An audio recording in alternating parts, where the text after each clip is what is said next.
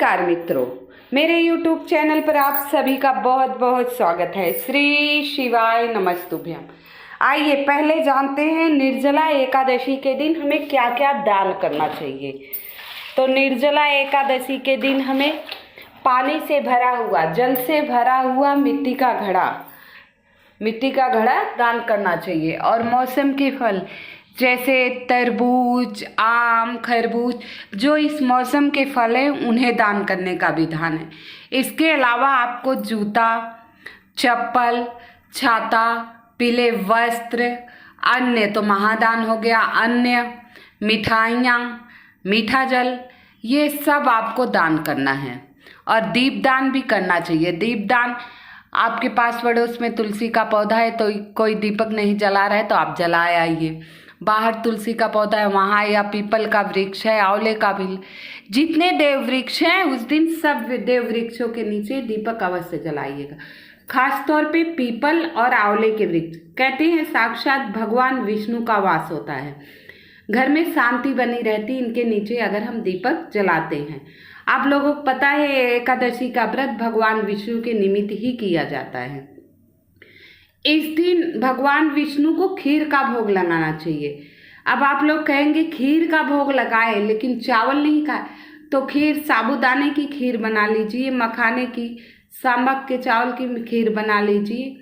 और बिना तुलसी पत्र के भोग नहीं लगाइएगा।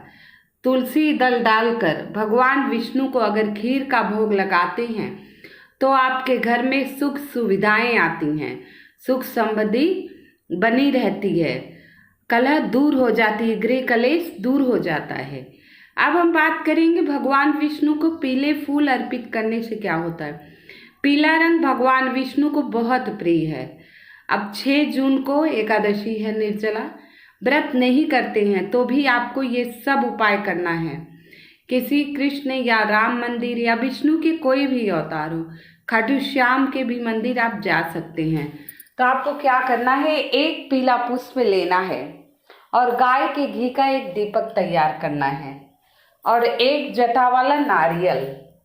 इस दिन पीला वस्त्र 1.25 मीटर लेकर, जटा वाला जो पानी वाला नारियल होता है, हम कलश में नहीं स्थापित करते ना, वो वाला नारियल आपको ले। पहले ओम नमो भगवते वासुदेवाय नमः जाप करते हुए नारियल पे वो पीला वस्त्र लपेट दीजिए जो 1.25 मीटर है। इसके बाद उसके ऊपर आपको 5 बार कलावा लपेटना है।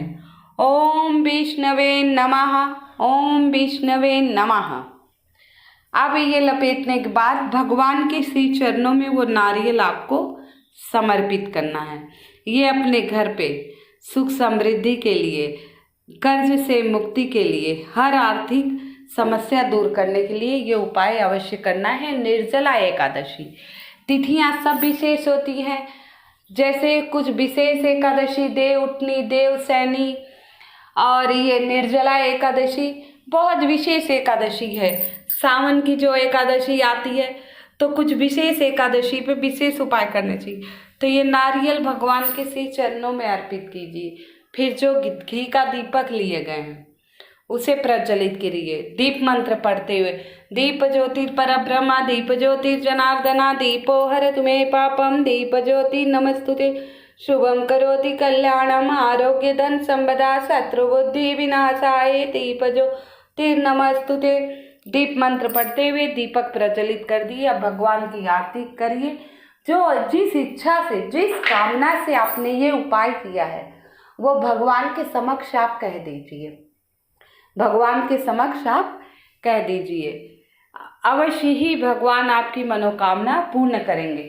अब तक मेरी वीडियो को लाइक एवं सब्सक्राइब नहीं किया है तो कृपया लाइक एवं सब्सक्राइब अवश्य कर दीजिएगा।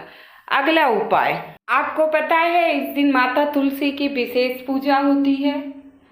माता तुलसी की विशेष पूजा होती है क्योंकि माता तुलसी भी एकादशी का व्रत करती हैं। हरि वल्लभा विष्णु प्रिया उनका नाम ही है।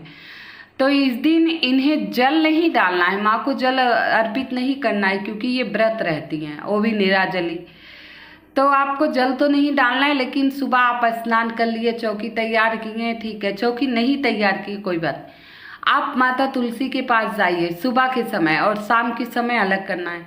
सुबह के समय जाइए, हाथ जोड़िए, एक कलश पानी वहीं रख दीजिए, हाथ जोड़िए और एक माला ले लीजिए। 108 भगवान विष्णु के मंत्रों का जाप करिए माता तुलसी के पास। जो भी इच्छा, जो भी मनोकामना हो, उस इच्छा से जाप करना है। मंत्र है ओम नमो भगवते लक्ष्मी नारायणाय नमः। ओम नमो भगवते लक्ष्मी नारायणाय नमः। इस मंत्र का 108 बार जाप करिए। इसके बाद आंचल फैलाकर जो आपकी इच्छा है, हे विष्णु भैया, हे हरे वल्लभा, मेरे जीवन से सारे कष्ट दूर हो जाए, मेरी झोली खुशियों से भर जाए, मेरे और पति बच्चों की निरोगी काया रहे, सदा स्वस्थ रहे, हर विघ्न बाधा, हर संकट से दूर रहे, खूब लंबी आयु हो।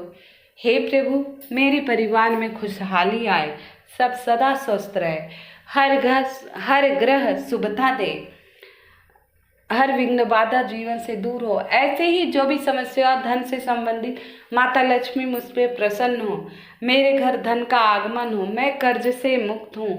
ऐसे कई प्रकार के, मेरे बच्चे अच्छे पढ़े लिखे, अच्छी नौकरी लग जाए, जो भी आपकी इच्छा हो, एक माला करने के बाद वो इच्छा कह दीजिएगा, आपकी इच्छा अवश्य पूर्ण होगी। कहते हैं माता तुलसी के सामने बैठकर जो इच्छा आप कह दे तो भगवान विष्णु उसे शीघ्रता से पूर्ण करते हैं, क्योंकि वो हरि वल्लभा हैं, विष्णु प्रिया हैं।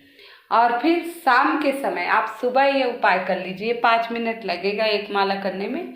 108 मन के होते हैं, माला नहीं है तो कर उंगली, एक उंगली में 3 लाइन बनी है, 12 तो 8 बार जप लीजिए, 12 8 12 में 108 तो आप जाप कर लीजिए।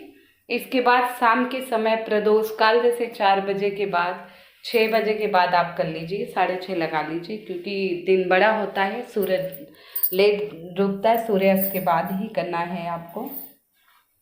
एक घी का दीपक जला लीजिए, एक घी का दीपक जला दीजिए। इसके बाद आप कीर्तन भजन, आसपास की 2-4 महिलाएं कथा, एकादशी व्रत कथा माता तुलसी के सामने शाम के समय, सुबह भी कह सकती हैं, शाम के समय अगर 2-4 महिलाएं इकट्ठी हैं तो कथा कह लीजिए।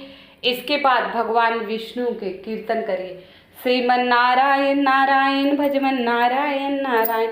हो सके तो 11 परिक्रमा कर लीजिए, सुबह भी कर सकते हैं, वैसे शाम को भी मैया तुलसी की परिक्रमा कर सकते हैं, लक्ष्मी स्वरूपा है। इस प्रकार पूजा करने से माता तुलसी का घी का दीपक अवश्य प्रज्वलित करना। फिर सब इकट्ठा होकर 5-6 सब इकट्ठा होकर जितनी ही कथा आप निर्जला एकादशी सबको बताएंगी, उतना ही पुण्य फलों की प्राप्ति होती है, बहुत विशेष है। फिर 11 परिक्रमा कर लेना है। इस दिन अपनी चौखट पर भी, एकादशी के दिन अपनी चौखट पर भी एक घी का दीपक साउथ डायरेक्शन में लंबी बत्ती का जला देना है। मुख उत्तर दिशा की तरफ हो, दिया साउथ डायरेक्शन में अग्निकोण है, रखिए। इससे लक्ष्मी का वास होता है। और हल्दी से माता के पैर अपने चौखट पर रंगोली अवश्य गेट पर बनाना चाहिए, जिससे माता लक्ष्मी का आगमन आपके घर में हो। तो निर्जला एकादशी बहुत विशेष है, बहुत सारे उपाय हैं जो आप कर सकते हैं। जो भी आपको उपाय पता हो, विशेष पूजा विधि पता हो, तो एकादशी के दिन आप करिए। कोई ऐसी बात नहीं कि जो उपाय बताए जा रहे हैं, आप स्वधा वाला उपाय 3 बार करिए। भगवान भोलेनाथ को जल चढ़ा रहे हैं तो स्वधा स्वधा स्वधा 3 बार में चढ़ाइए, 3 बार स्वधा स्वधा बोलिए, बहुत विशेष उपाय है। इस दिन आप जो उपाय कर पाइए वो करिए। इस दिन आपको पीले चंदन से राम राम शिव मंदिर में लिखना है। पीले चंदन से शिव मंदिर में आप राम राम लिखेंगे तो भगवान भोलेनाथ अत्यंत प्रसन्न होते। एकादशी के दिन शिव मंदिर में जितने ही राम नाम का जाप होगा, उतने ही अनंत फलों की आपको प्राप्ति होगी। राम नाम भगवान भोलेनाथ को अत्यंत प्रिय है। क्यों? क्योंकि देखिए, हनुमान जी परम राम भक्त है। और हनुमान जी हैं कौन? भगवान भोलेनाथ के 11वें अवतार, रुद्र अवतार, श्री मारुति नंदन बजरंग बली पवन पुत्र हनुमान हैं, और जो परम राम भक्त है। तो राम नाम भोलेनाथ को बहुत ज़्यादा प्रिय है, माता को भी प्रिय है। इसलिए अगर कुछ नहीं कर पाए तो पीले चंदन से शिवलिंग के आसपास राम राम राम राम राम राम लिखिए और अपनी मनोकामना कह दीजिए। भगवान भोलेनाथ आपकी मनोकामना अवश्य पूर्ण करेंगे। और सबसे बढ़िया बात, एकादशी के दिन गरीब मजदूरों को दान दीजिए। जिनके सामर्थ्य नहीं वस्त्र खरीदने को, उनके बच्चों को वस्त्र दीजिए। सामर्थ्य अनुसार आप दान अवश्य कीजिएगा। आशा करती हूँ आप सभी को वीडियो पसंद आ रही है, तो कृपया लाइक एवं सब्सक्राइब अवश्य कर दीजिएगा। कमेंट में जय श्री कृष्ण